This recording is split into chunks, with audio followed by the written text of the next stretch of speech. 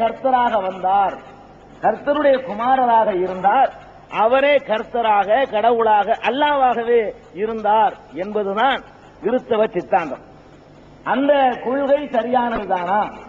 அந்த கொள்கைக்கு முதலில் பைபிளிலேயே சரியான சான்றுகள் இருக்கின்றனவா? இதனைத்தான் நாம் இங்கே அலசி ஆராய விரும்புகிறோம்.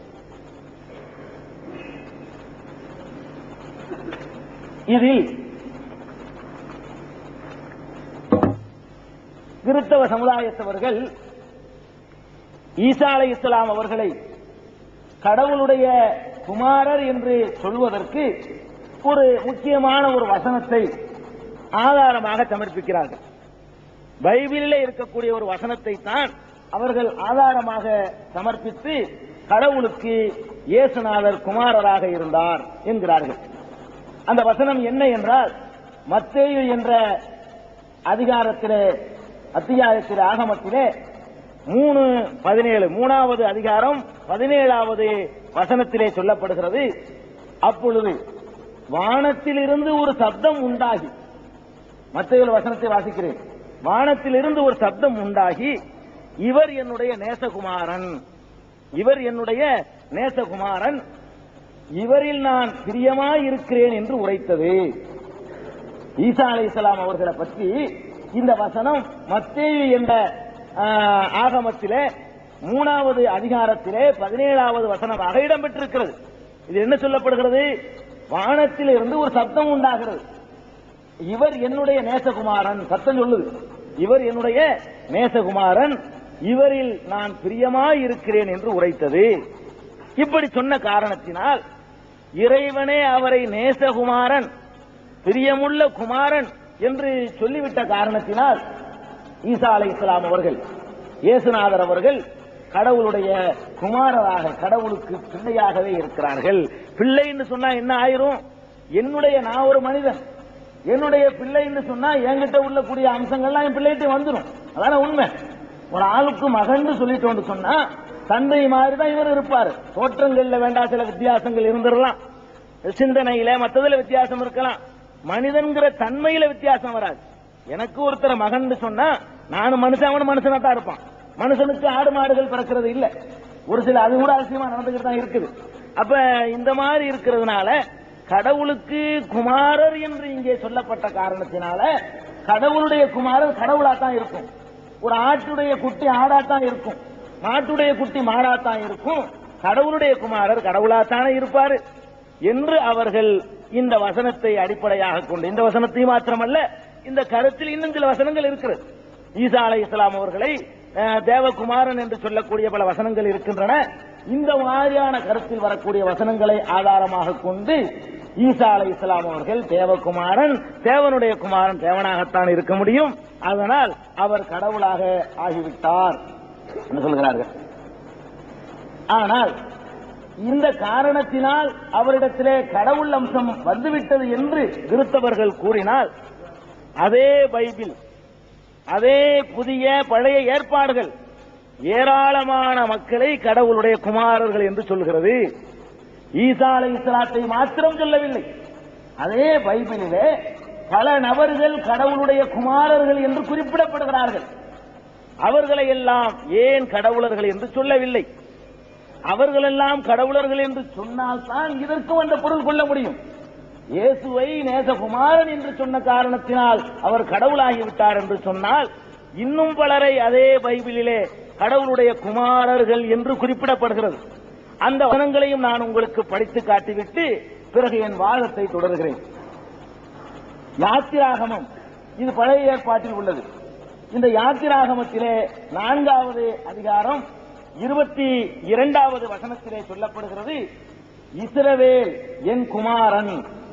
இஸ்ரவேல், கர்த்தரே சொல்றார், இஸ்ரவேல் என் குமாரன், என் ஜேஷ்ட புத்திரன் என்று கர்த்தர் கூறியதாக பைபிள் கூறுகிறது. இஸ்ரவேல் என்பவர், இஸ்ரவேல் யாருன்னு தெரியுதா? நாமெல்லாம் யாக்கூப் அலைஹிஸ்ஸலாம் என்று சொல்லுவோமே, அவர்களைத்தான் இஸ்ரவேல் என்று சொல்வார்கள்.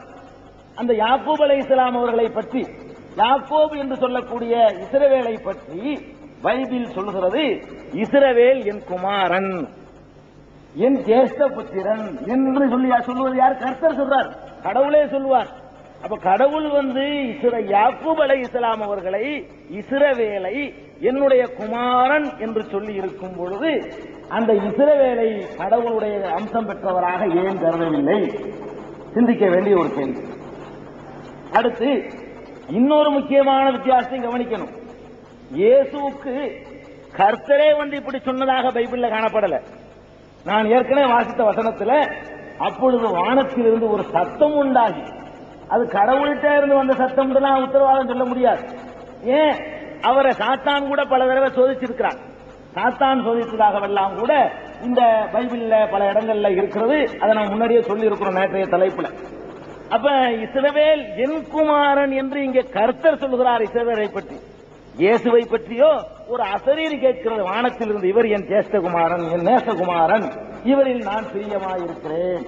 அப்ப இந்த ஈசா அலைஹிஸ்ஸலாம் அவர்களை கடவுளுடைய குமாரர் என்று சொல்வதை விட அது கடவுளே சொன்னதாக நிரூபிக்கப்படாத காரணத்தினால் இஸ்ரவேலை யாக்கூப் அலைஹிஸ்ஸலாம் அவர்களை கடவுளுடைய குமாரர் என்று சொல்வதற்கு அதிக அளவுக்கு தகுதி இருக்கிறது. அது மாத்திரமில்லை, இன்னும்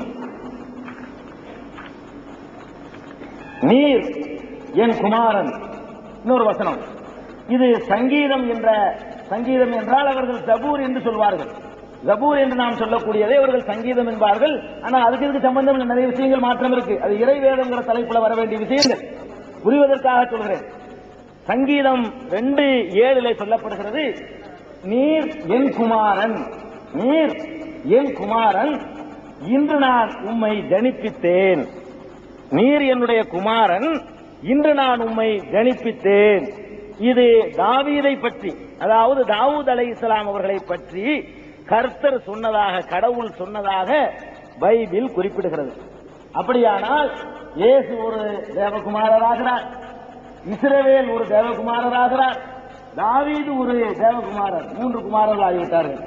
3ஓடு முடிஞ்சிருச்சான்னு கேட்டா அப்பவும் முடியல. அது பட்டியல் தொடர்ந்து போய்கிட்டே இருக்கிறது. இன்னமும் கேளுங்க. அவன் எனக்கு அவன்கிறது சாலமோனை சொல்கிறார்கள். தாவீதுடைய மகன் சாலமோன், அதாவது சுலைமான் அலைஹிஸ்ஸலாத்து வஸலாம் அவர்களை சொல்கிறார்கள். அவன் எனக்கு குமாரனாயிருப்பான். யாரு? சாலமோன் எனக்கு குமாரனாயிருப்பான், நான் அவனுக்கு பிதாவாக இருப்பேன். கர்த்தர் சொல்றாரு.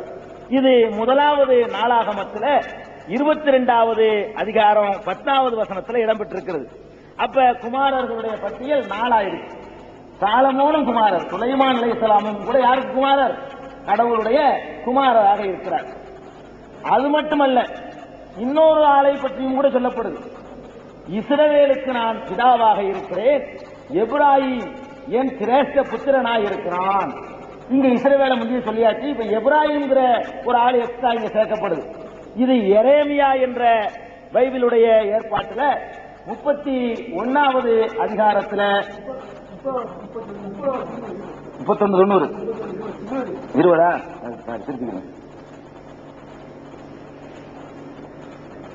20 இஸ்ரவேலுக்கு நான் பிதாவாக இருக்கிறேன், எப்ராயிம் என் சிரேஷ்ட புத்திரனாய் இருக்கிறான் என்று எரேமியா 31:20 கூறுகிறது.